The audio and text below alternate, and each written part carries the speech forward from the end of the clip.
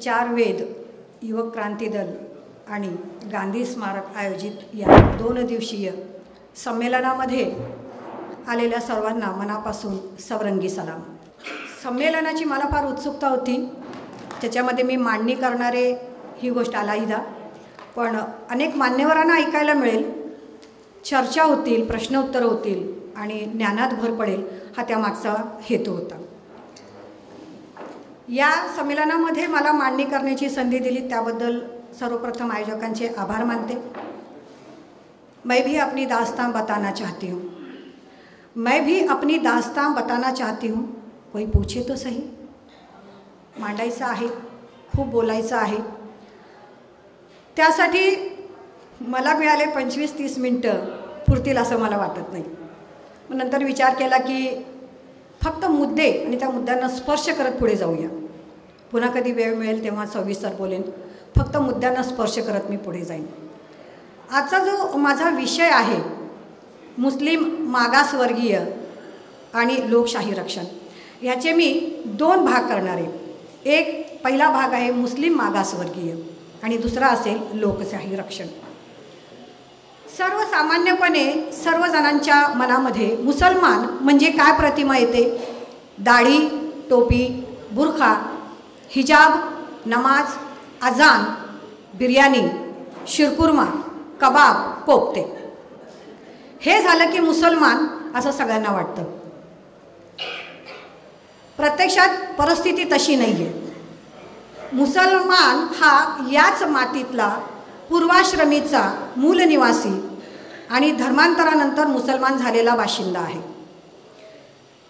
या धर्मांतर केल्यानंतर फक्त मुसलमानांची प्रार्थना पद्धती बदलली, व्यवसाय, नाव, संस्कृती, परंपरा, प्रथा त्याच राहिल्या। मुसलमानांनी धर्मांतर केल्यानंतर एकेश्वरवाद मानला, स्वीकारला का नाही तो चर्चेचा मुद्दा आहे, त्याच्याविषयी आपण चर्चा करू शकतो। आजही मुसलमानांच्या बऱ्याच जाती जमातीमध्ये गाव देवीला ओवाळली जाते, ताट जातं, नवस केले जातात, त्याचे पुरावे आहेत माझ्याकडे। तर तो भाग वेगळा, त्याच्यावर आपण चर्चा करायला नको। मुसलमान याने धर्म का बदलला, त्याला काय कारणं होती? तर सभागृहात असलेले सगळे तुम्ही विवेकी आहात, विचारी आहात, तुम्ही अभ्यास केलेला आहे, खरी परिस्थिती तुम्हाला माहिती आहे। त्यामुळे वेळेअभावी पुन्हा त्या इतिहासाची मी इथे पुनरावृत्ती करत नाही की तलवारीच्या जोरावर झाला, सुफी संतांच्या शिकवणीमुळे झाला, का राजकीय मलिदा लाटण्यासाठी झाला, का आणखीन कुठल्या कारणांसाठी झाला, ते मी इथे बोलत नाही। पुस्तकं उपलब्ध आहेत, इतिहास माहिती आहे तुम्हाला सगळ्यांना, तुम्ही वाचला असेल आणि उपलब्ध असलेला इतिहास तुम्ही वाचूही शकता। मुस्लिम मागासवर्गीय मुस्लिम 2006 साली सच्चर समिती आणि त्याचबरोबर अनेक महमूदुर रहमान समिती असेल, अनेक समित्या आहेत, त्यांनी पूर्ण अभ्यास करून अहवाल दिला की मुसलमान हा मागासाहून मागास आहे। म्हणजे मागासवर्गीय दलित जसं जगतात त्याच्यापेक्षा खालच्या स्तराला जगणारा अशी मुसलमानांची परिस्थिती आहे। आणि नुकतंच महाराष्ट्र शासनाने नेमलेल्या समाजशास्त्रज्ञांच्या पाहणीमध्ये असं आढळलं की 60% अधिक मुसलमान दारिद्र्य रेषेखाली जगतोय आणि त्याच्यावरचा मुसलमान कसा बसा जगतोय। म्हणजे सगळेच मुसलमान मागास वर्गामध्ये येतात। ते अशरफ, अजलफ त्या गोष्टीची मी इथं पुन्हा चर्चा करत नाही। शेख, नदाफ, खान, पठाण, पीरजादे, मुल्ला, मुजावर अशी भक्कम नावं असणारा मुसलमान इराण, इराक, बगदादवरून उंटावर बसून पांढरी कपनी घालून डोक्याला काळी रिंग बांधून त्या उंटावरनं हलत हलत भारतात नाही आला। तो इकडचाच धर्म बदललेला बाशिंदा आहे, त्याची संस्कृती परंपरा तीच आहे। हे वास्तव खुद्द मुसलमानांना माहीत नाही, तिथे इतरे जणांची काय अपेक्षा करणार? एक प्रसंग सांगते। फेसबुकवर आम्ही काही लिहिलं की थोडंसं वेगळं लिहिलं की आमच्यावर ते पेड अफवाकार किती प्रकारे बॉम्ब टाकत असतात ते तुम्हाला सगळ्यांना माहिती आहे। तर काहीतरी एक पोस्ट होती, त्याच्यावर मी एक कमेंट केली, तर एका भक्त मंडळीपैकी एकाने मला त्याच्यावर कमेंट केली की इनामदार मॅडम गप्प बसा, तुम्ही बाडग्यात बोलू नका, फक्त थोड्याशा लालूचीसाठी तुम्ही धर्म बदललाय. मला कळलं नाही, पण मला माझा इतिहास कळला की मी बाडगी आहे. म्हणजे पूर्वाश्रमी म्हणजे माझे सासरच्यांनी कधीतरी इस्लाम हिंदू धर्म सोडून त्यांनी इस्लाम घेतला असेल, कारणं अनेक असतील पण त्यांनी घेतलं. पण या महाराष्ट्रामध्ये किंवा भारतामध्ये, महाराष्ट्राच्या व्यतिरिक्त, महाराष्ट्रामध्ये मागास मुसलमान म्हणतील पण महाराष्ट्राच्या बाहेर त्यांना पसमांदा मुस्लिम म्हणतात, हे जे वेगवेगळ्या जाती जमातीचे लोक आहेत. तर ST, SC, NT, OBC, VJNT हे सगळे घटक मुसलमानात ही तितक्याच जातीची उतरंड आजही मुसलमानामध्ये तितकीच आहे. बरे मुसलमान काही टक्के मुसलमान याला नाकारत असतील की मुसलमानमध्ये जाती प्रथा नाही, पण हे वास्तव खरं नाही आहे. मुसलमानांमध्ये जातीची उतरंड तितकीच आहे जितकी हिंदू धर्मामध्ये आहे. आता मुसलमानांमध्ये असणारे जे भटके मागास आहेत त्यांना फक्त मी स्पर्श करत पुढे जाते की मागासवर्गीय मुसलमान म्हणजे काय, त्याला फक्त स्पर्श करत पुढे जाते. आता म्हणजे मंदिराबाहेर हळदी कुंकू भुकटा, काळे बुक्के विकणारी जी लोक असतात ते आतार हिंदू आणि मुसलमानांमध्ये असतात. मनेर म्हणजेच कासार, बांगड्या भरणारे दोन्ही धर्मामध्ये असतात.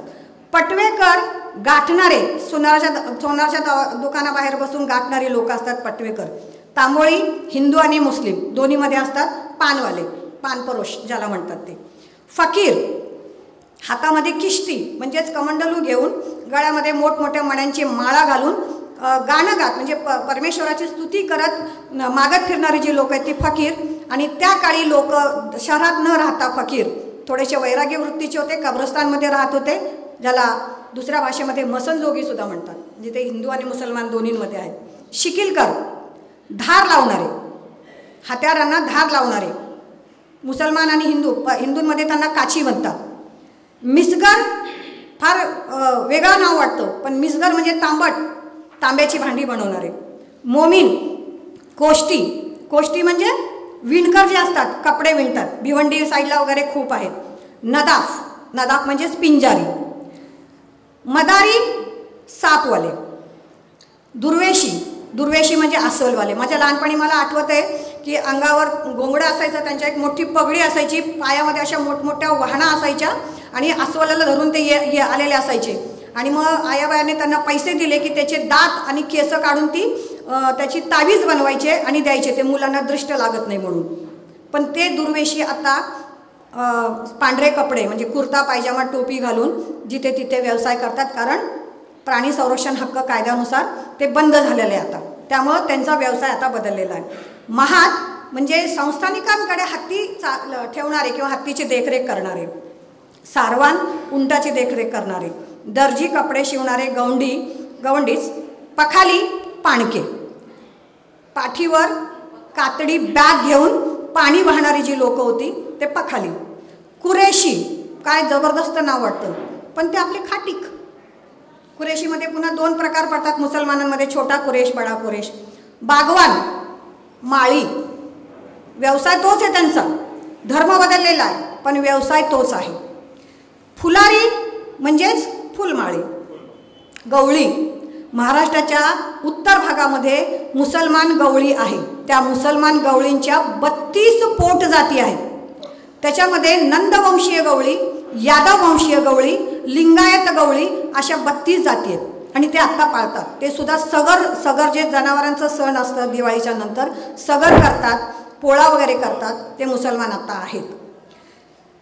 त्यांच्यामध्ये आपापसामध्ये गंमत सांगते की इतर जाती धर्मामध्ये जसं होतं त्यांच्यामध्ये आपापसामध्ये रोटी व्यवहार होतो पण बेटी व्यवहार आजही होत नाही.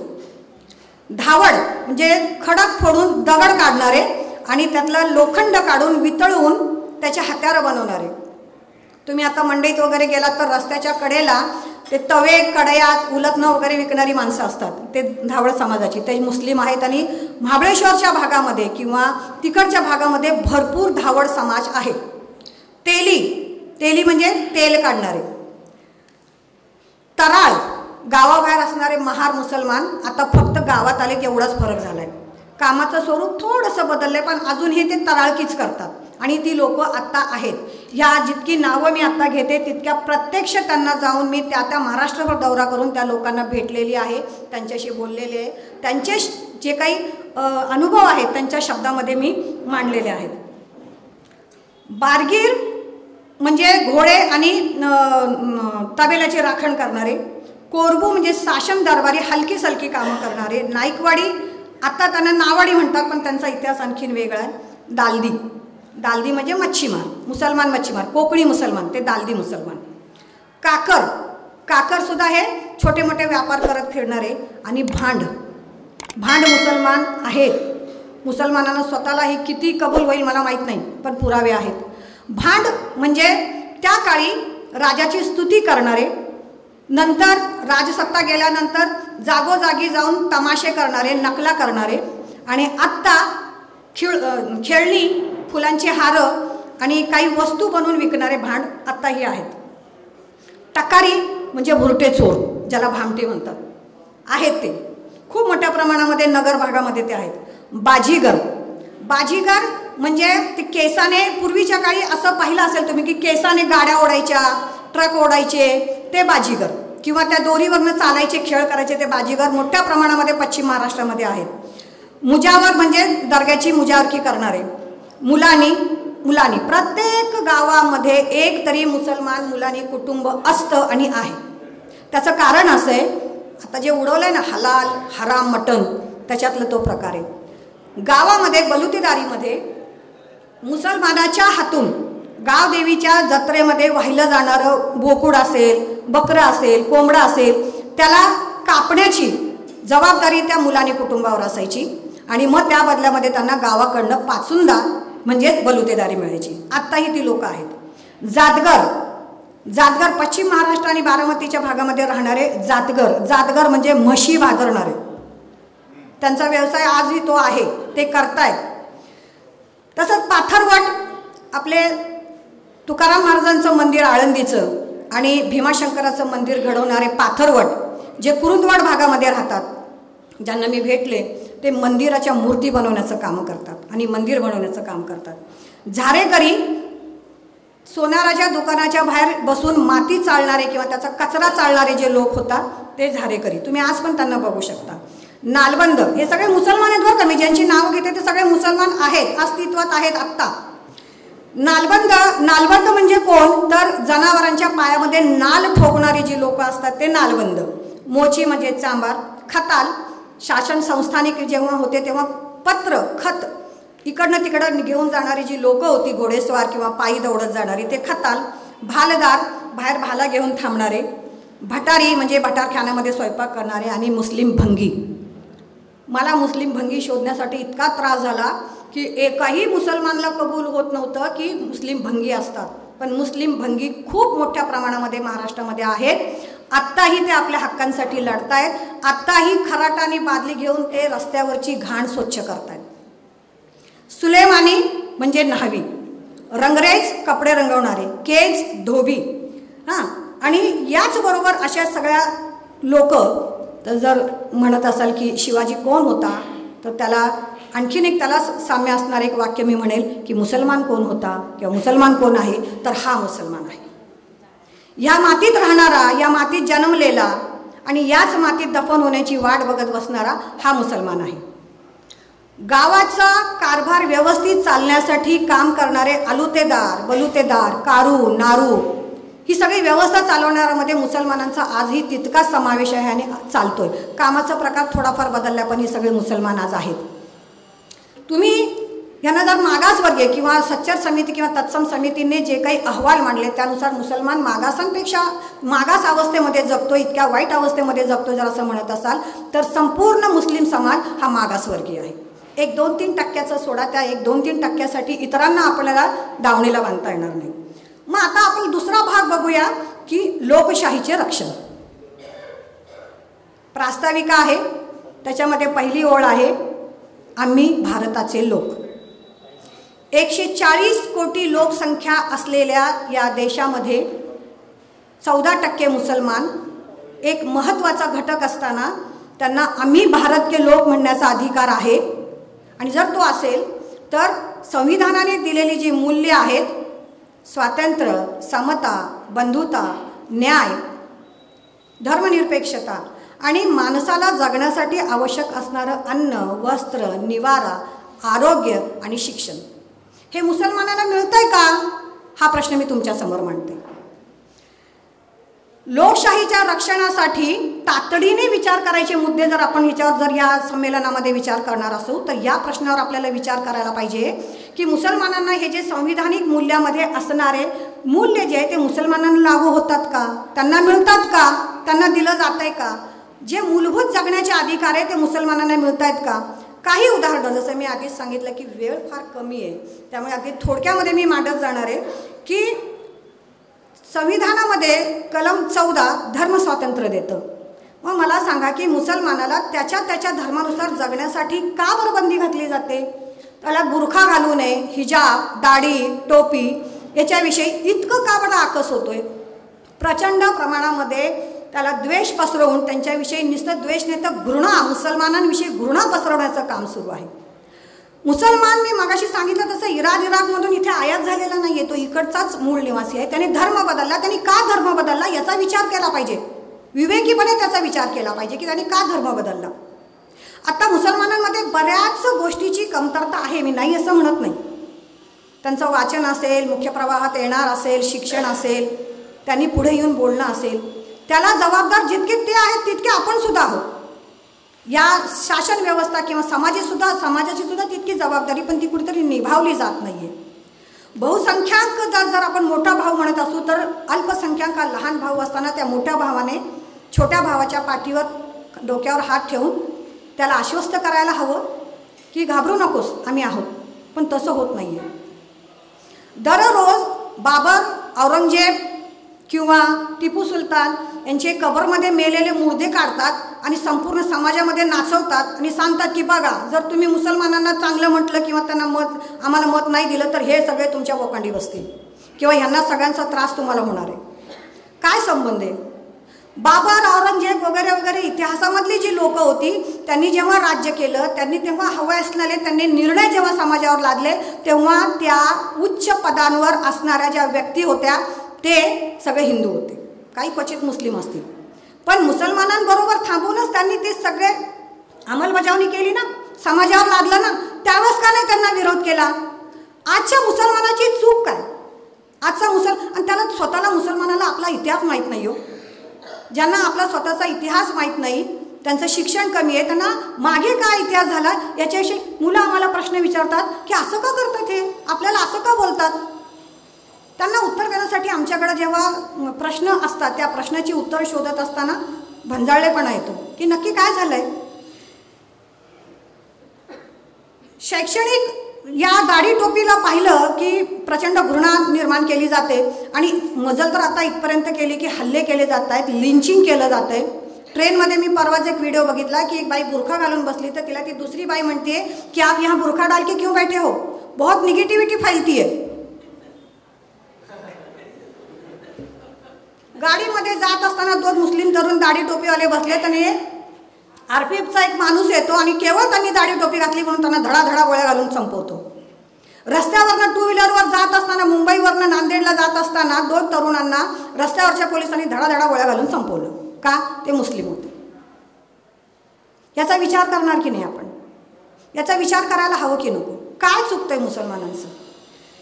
या बंधुता जेव्हा मूल्य आपल्यामध्ये आहे संविधानामध्ये, तर बंधुता जोपासण्यासाठी मुसलमान नैसर्गिक आपत्ती आली, मग ती कोरोना असेल, कोरोनामध्ये मेलेली लोक असतील किंवा सांगलीचा बाढ असेल किंवा मोर्चे असतील, मुसलमान आपलं नुसतं मुसलमानाला एकच धून असते की मरने की बात की जन्नत.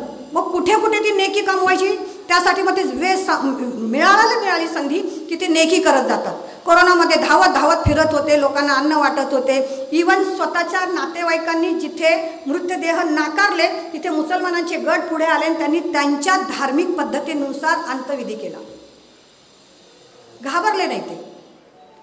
तेवढं झालं, तेवढी वेळ गेली की पुन्हा मुसलमान दुश्मन, पुन्हा मग आजानच वाजवली, ज्ञानव्यापी मंदिरच आलं किंवा कोरोना पसरवला ते तबलिगीच होते वगैरे वगैरे. ह्या सगळ्या ज्या घडामोडी असतात त्या घडामोडीमध्ये संपूर्णपणे देशामध्ये एकच दुश्मन तयार करून ठेवला, एकच भूत तयार करून ठेवले, त्याला राक्षस म्हणूया, मुसलमान. भागो भूत आहे म्हणण्यापेक्षा भागो मुसलमान आहे म्हणायची वेळ आली आणला लोकांवर. आता न्याय न्याय न्याय जर सगळ्या भारतीय लोकांना मिळत असेल तर मुसलमानांचा न्याय का नाकारला जातोय, हा विचार या लोकशाहीच्या जाहीरनाम्यामध्ये आपण विचार केला पाहिजे. बिल्किस बानोचा न्याय नाकारला गेला. अनेक मुस्लिम कैदी तुरुंगामध्ये न्यायाच्या प्रतीक्षेत फक्त कच्चे कैदी म्हणून बसलेत. एक तरुण मुलगा घरातला बाहेर गेला तर काय अवस्था होते विचार करा. जेव्हा 60% मुसलमान अतिशय दरिद्री अवस्थेमध्ये बकाल झोपडपट्ट्यांमध्ये, नदीच्या किनारी, रेल्वे लाईनला अतिशय अपुऱ्या जागेमध्ये राहत असतील आणि त्या घरातला एखादा तरुण मुलगा जर गेला असेल तर त्या घराची अवस्था काय होणार आहे. म्हणजे जाणून बुजून त्या कुटुंबाला संपवण्यासाठी केलेले हे नियोजन असण्याची शक्यता नाकारता येते का. हां, त्यानंतर नोकरीची संधीची समानता, घरं नाकारले जातात.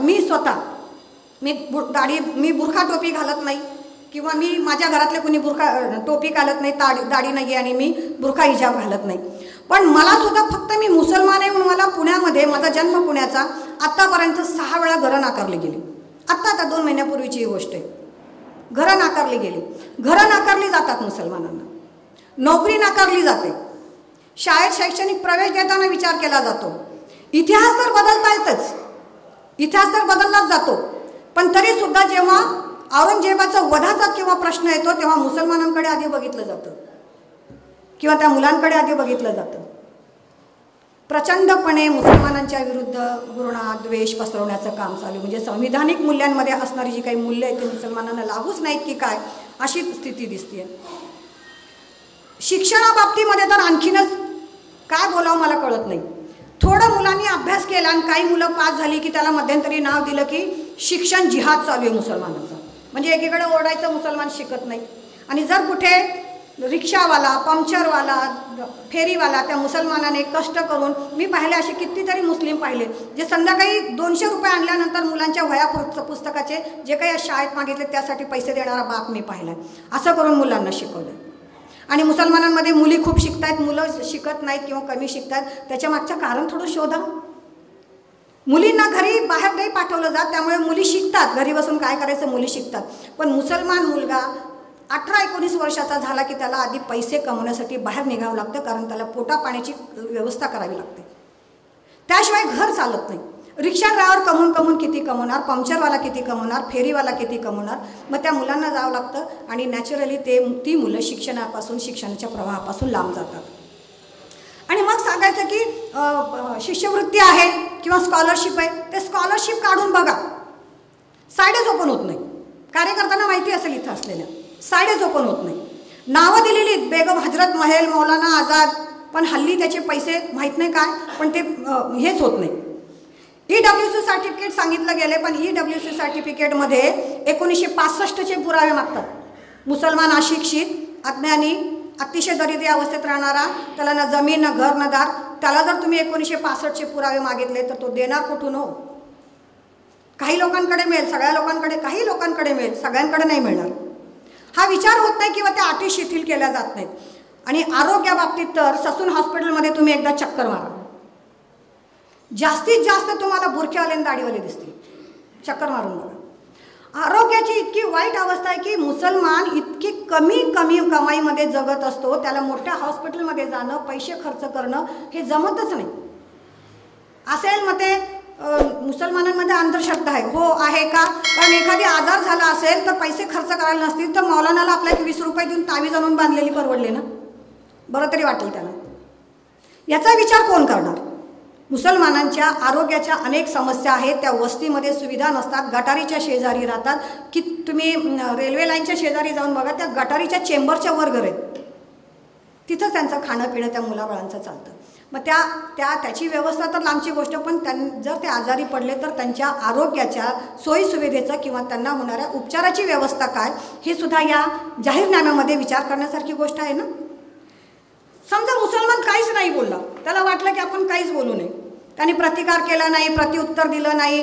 ठीक आहे, तुम्ही म्हणला थुकला म्हणून ओरडा, त्यांनी अन्नात थुकलं म्हणून म्हणा, त्यांनी लता मंगेशकरवर थुकलं म्हणा, हां, किंवा त्याने कोरोना पसरवला म्हणा, काही पसरा, त्याच्या तो जो फेरीवाला असेल त्याच्यावर बहिष्कार घाला, तो काही बोलत नसेल, गपचूप असेल, मस्जिद से घर से मस्जिद करत असेल, तरी लोकांना ते सहन होत नाही. मग काही काढायचं, काय काढायचं, तर मग असं काही चुकीच्या पोस्ट टाकायच्या ज्या मुसलमान कधी टाकणार नाही, अशा पोस्ट ते नंतर सिद्ध होतात, मी सांगायची गरज नाही आहे. फॅक्ट फाइंडिंग करणारे शोधून काढतात. ते मुसलमानांनी त्या पोस्टी टाकलेल्या नसतात, पण त्या पोस्टी टाकल्या की मग आमच्या देवाचा अपमान झाला, आमच्या महान शिवरायांचा अपमान झाला, म्हणून मग गदारोळ माजवायचा आणि मोहसिनसारख्या तरुणाची हत्या करायची, पुशे सावळीसारख्या मुलाला मस्जिदमध्ये घुसून मारून टाकायचं, काही नाही बोललं तरी. रोज खोटी अफवा पसरवायची. आत्ताच 2 दिवसापूर्वी तुम्ही पाहिलं असेल की राम मंदिर बॉम्बने उडवून देण्याची 2 मुसलमानांनी प्रयत्न केला म्हणून अफवा उठवली. कोण निघाले ते माहिती ना तुम्हाला? काय कारण आहे ना, त्याच वेळेस जी काही यंत्रणा होती ती सक्रिय झाली म्हणून, नाहीतर आजच्या घडीला अतिशय संवेदनशील मुद्दा असलेला, उत्सुकतेचा मुद्दा असलेला राम मंदिर आणि रामाच्या मंदिराला जर मुसलमान बॉम्बने उडवून देतो म्हटल्यानंतर मुसलमानची खैर होती का? विनाकारण काही न करताही त्यांना संपवलं असतं, मारलं असतं, कापलं असतं. मध्येच एखादी मुलगी आहे, ते हिंदू असते, ती आपली मस्त मखना वगैरे बांधते, मैं राम मंदिर जा रही हूँ, मैं मुस्लिम हूँ. अगं बाई जा ना, तुला कोणी नको म्हटलं? राम मंदिरला जा, तुला जिथं जायचं तिथं जा. मुसलमानांचं नाव कशाला घेते? मग असं कोण म्हणतं की मुसलमान मंदिरमध्ये वगैरे जात नाही? मी माझं आता मला भेटल्यानंतर बऱ्याच जणांनी सांगितलं की तुम्ही प्रवास वर्णनं खूप छान लिहिता. मी संपूर्ण महाराष्ट्र आणि भारताभर फिरत असते, मंदिर, मस्जिद, दर्गा, सगळी चर्च, सगळीकडे घुसते, माहिती घेते, वाचते, फोटो काढते आणि ते मी ह्याच्यावर लिहिते की आपली संस्कृती कशी आहे. तिकडं जाऊन मी भेटते, लोकांना प्रश्न विचारते की हे काय, कसं आहे, काय याचा इतिहास आहे, जाणून घेतलं पाहिजे. हा माझा देश आहे आणि माझ्या देशाच्या संपूर्ण संस्कृतीची, रीती परंपरेची मला माहिती असायला हवी आहे. मग कोण म्हणतं की मुसलमान अयोध्येला जात नाही? आता अयोध्येची जी मंदिरं बांधली त्यामध्ये किती मुसलमानांनी काम केले ते जरा शोधा, सापडेल. नाही हो, नाही तिरस्कार करत मुसलमान. आणि मुसलमान तुम्ही जसं म्हणताय की ठीक आहे 100मधनं 1-2 असतीलही तसे, म्हणजे हिंदूत नाही आहेत असं नाही आहे, सगळ्यामध्ये आहेत, त्यांना धरा ना, जाहीर फाशी द्या, काय वाटेल ते शिक्षा घ्या, आम्ही कुठं नाही म्हणतो. पण काही 1-2 लोकांमुळे सगळ्या मुस्लिम समाजांना तुम्ही जर टार्गेट करणार असाल, आणि ही सगळी जी उलाढाल चालली ती कशासाठी? सत्तेच्या खुर्चीसाठी. कशी मिळणार सत्ता? तर मुसलमानला राक्षस दाखवा आणि त्यांच्यापासून आम्ही तुमचं संरक्षण करणार आहे, नाहीतर टिपू सुलतान, बाबर, औरंगजेब उठून येतील, म्हणून तुमची रक्षण करायचं असेल तर आम्हाला निवडून द्या. सबका साथ, सबका विकास, सबका विश्वास असं म्हणत असताना जर थोडंसं मुसलमानांकडे पण लक्ष दिलं असतं तर ही वेळ आली नसती. पण उलट मुसलमान किती वाईट हे दाखवण्यासाठी ही जी अहमिका सुरू आहे त्याच्याविषयी या जाहीरनाम्यामध्ये किंवा या तातडीच्या प्रश्नावर आपण विचार केला पाहिजे. तुम्ही सगळे सुज्ञ आहात, विचार करणारे आहात, विचार करा की खरंच मुसलमानमध्ये जे म्हणतात त्या पद्धतीने सगळं होते का हो? तसे वागतात का मुसलमान?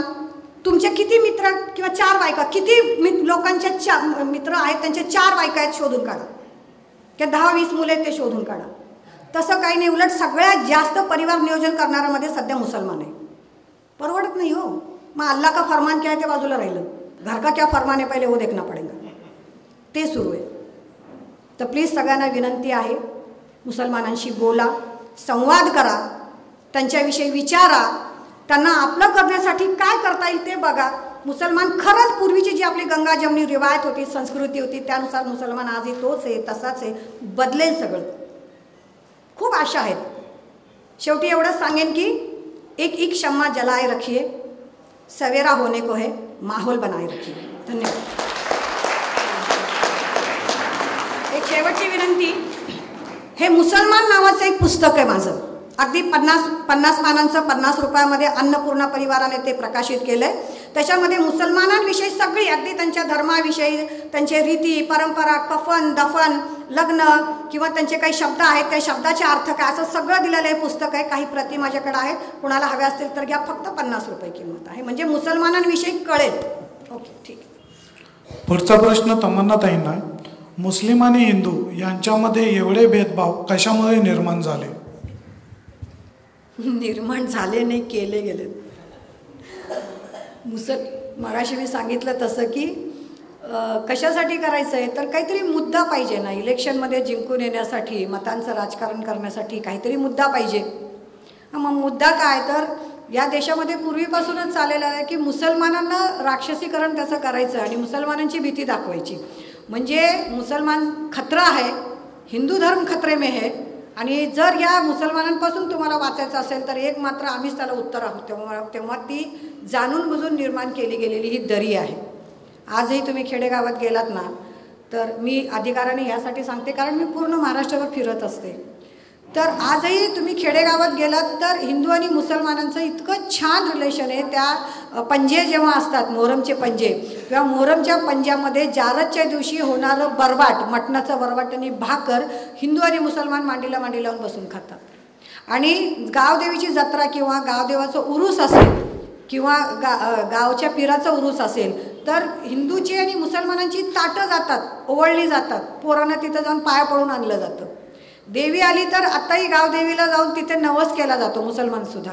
आणि दर्ग्यामध्ये तर मुसलमानांच्या व्यतिरिक्त हिंदू किती असतात तुम्ही जाऊन पहा.